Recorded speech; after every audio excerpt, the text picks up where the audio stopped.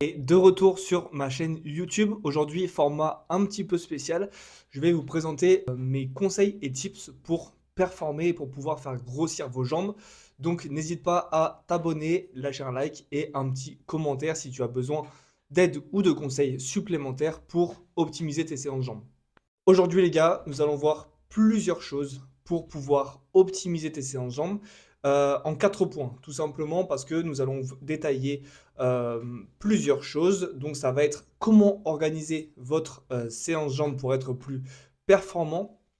En deuxième partie, ça va être l'ordre exact des exercices pour maximiser la prise de volume musculaire. En troisième point, comment progresser chaque semaine pour que ce soit efficace. Et en quatrième position, ça va être les erreurs qui vous empêchent de développer vos jambes. On commence par la chose la plus simple. Donc en fond, vous allez voir des images vidéo de mes propres entraînements. Ça me fait un petit support vidéo, mais le but, c'est que vous puissiez écouter aussi si vous n'avez pas forcément envie de regarder la vidéo. Donc, je vais parler pendant une petite dizaine de minutes pour te donner un maximum de tips et de conseils que tu puisses appliquer. Et si tu as des problématiques, j'espère pouvoir y répondre via ce format vidéo. Premièrement, comment organiser votre séance jambes pour être plus performant? Le volume d'entraînement va être primordial, mais il va être adapté à chacun. La musculation, c'est aussi sur du très long terme et donc du coup, on a besoin d'expérience. Donc moi, ce que je te recommande fortement, c'est d'expérimenter et le but, c'est que tu puisses récupérer un maximum. Le but, c'est d'avoir un maximum de volume d'entraînement sans négliger ta récupération. Si tu arrives sur une séance et que tu es déjà fatigué ou extrêmement courbaturé, c'est qu'il y a quelque chose dans le format qui ne va pas. Moi, je te recommande de faire entre 1 et 3 sessions jambes selon si tu priorises ou pas les jambes sur ton programme. Tu peux également travailler par mésocycle, c'est-à-dire que tu peux faire donner la priorité à un groupe musculaire sur une période donnée. C'est un format qui marche vachement bien parce que du coup, sur une période donnée, il te permet de prioriser. Le but, c'est de pouvoir progresser chaque semaine, mais tu ne peux pas mettre ta priorité partout. Donc moi, ce que je te recommande de faire, c'est de travailler par mésocycle, donc d'avoir des durées d'1 mois, 1 mois et demi, 2 mois, où tu priorises certains muscles, souvent les retards, les points faibles, et c'est là où le choix d'exercice va être extrêmement important. Mais avant d'y arriver, donc le volume d'entraînement, c'est le nombre total de séries réellement efficaces. Il doit être adapté à votre capacité de récupération. Je pense qu'aujourd'hui, tout le monde connaît la surcharge progressive. Nous avons besoin de surcharger progressivement. C'est la conséquence de prise de muscle. Donc, important d'essayer le volume d'entraînement et de trouver celui qui est efficace pour toi. Trop de volume d'entraînement, vous ne récupérez pas assez, donc ce ne sera pas efficace. Pas assez de volume d'entraînement, une stimulation insuffisante, donc il y aura une stagnation. L'objectif est clair, assez de séries pour stimuler tes muscles, pas trop pour accumuler de la fatigue nerveuse.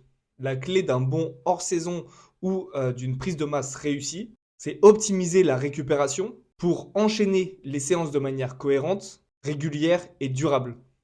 En deuxième partie, l'ordre exact des exercices pour maximiser la prise de volume musculaire. Alors, le choix des exercices dépend de plusieurs choses. Pour moi, la priorité, c'est que le point faible doit être travaillé en premier, donc mis en premier dans la séance.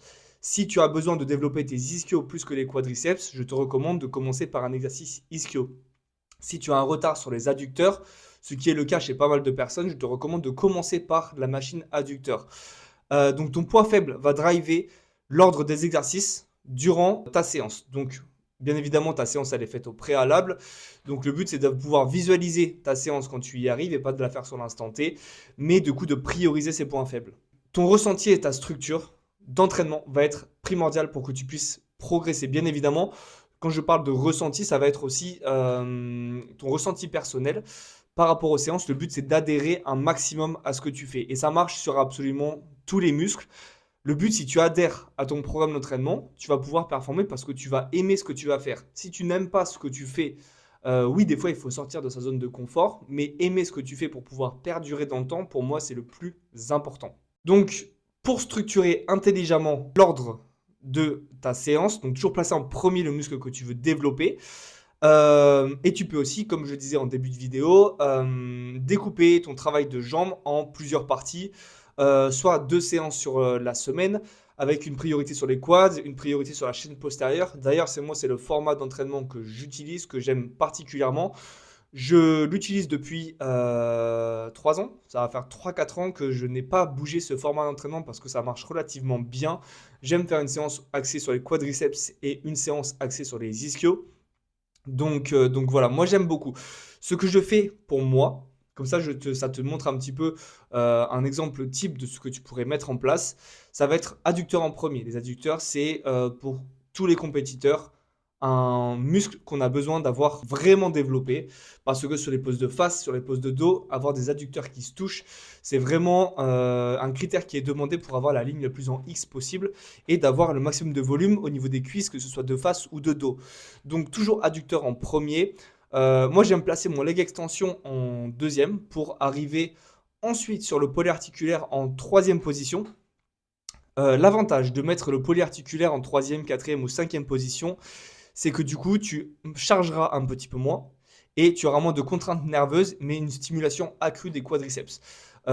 Essaye d'aller sur un pendulum en premier exercice ou sur un pendulum en troisième, eh ben, je peux t'assurer que tu n'auras pas la même énergie, mais par contre, au niveau de ta connexion des quadriceps, ça n'aura rien à voir. Donc, je te recommande fortement de placer des exercices d'isolation en premier et deuxième exercice, pas non plus en faire 50 000, mais ça va t'aider à justement faire un maximum de connexion. Et moi, ça m'a vachement aidé à progresser. Il y a quelques années, j'étais très fort sur mon squat, sur ma presse parce que je le faisais en premier, mais je me suis rendu compte qu'au niveau de ma récupération, ce n'était pas optimal parce que j'étais vraiment nerveusement HS, mais musculairement encore frais. Donc le but hein, du bodybuilding, mais de la musculation également, c'est d'avoir un maximum de tension sur les muscles et de réduire l'impact nerveux. On n'est pas des powers, c'est pas l'objectif de performer, de faire 1, 3 répétitions. L'objectif, c'est d'aller chercher un maximum d'hypertrophie. Donc pour cela, je te recommande un maximum de faire 1 ou 2 exercices d'isolation où tu veux mettre ta priorité. Si c'était les ischios en priorité sur cette séance, je ferais un exercice d'ischio, par exemple assis avant de commencer mon pendulum ou ma presse ou mon hack squat. Mais voilà, la priorité sur celle-ci, c'est les quadriceps. Enfin, pour finir, les erreurs qui vous empêchent de développer vos jambes, il va y en avoir plusieurs. L'erreur numéro 1, c'est de mettre ta priorité sur la surcharge progressive et non pas sur la qualité de tes répétitions. Pour moi, le plus important, c'est de surcharger progressivement, mais de garder ta standardisation pour pouvoir être sûr que de semaine en semaine, tu gagnes une répétition, 2 répétitions ou du poids supplémentaire sur les machines. Mais si à défaut ta technique change, eh ben, ce ne sera pas optimal parce que tu ne sauras pas vraiment si tu as progressé. Le but, c'est de standardiser et de ne pas réduire l'amplitude, par exemple, de contrôler toujours la vitesse d'excentrique de la même façon et parce que tout simplement, tu auras une tension musculaire qui ne sera pas optimale. Donc pour moi, ça, c'est vraiment les erreurs à ne pas reproduire. Il faut surcharger progressivement. C'est une méthode qui marche, qui est connue, qui est reconnue. Si tu prends du muscle, tu vas pouvoir surcharger parce que si tu deviens plus fort sur les exercices, eh ben, tu pourras automatiquement, il y a du muscle qui va se faire. Mais si tu ne stimules pas le muscle et que tu fais simplement le mouvement ou que tu compenses via d'autres muscles pour finir ton mouvement, ce ne sera pas optimal et tu vas avoir des contraintes nerveuses et musculaires sur les endroits où tu ne veux pas forcément avoir de tension. Donc voilà, toujours veille à garder ta bonne amplitude, à garder ta vitesse excentrique similaire et à aller chercher vraiment des répétitions avec une grosse intensité. Pour finir, petit rappel, vous ne pouvez réellement progresser que si vos répétitions sont propres, contrôlées et comparables d'une semaine à l'autre. Ça, c'est pour moi le plus important. Mais n'oublie pas surtout de mettre de l'intensité. C'est ça qui va aller chercher vraiment du muscle de qualité. On a besoin d'avoir une grosse tension, on a besoin d'aller chercher des 0 RIR, comme diraient les frères gallois. On a besoin également de se rapprocher le plus possible de l'échec musculaire et non pas postural. Donc, d'où le fait de sélectionner des exercices qui sont pertinents par rapport à toi, ce que tu aimes, mais par rapport aussi à ce qui marche pour développer tout simplement tes muscles. Le travail sur machine, pour moi, sera priorité pour que tu puisses évoluer et pour que tu puisses avoir le maximum de tension. Donc voilà, si le format de cette vidéo t'a plu et que tu souhaites en voir davantage, n'hésite pas à me le dire en commentaire et je te dis à très vite. Yeah!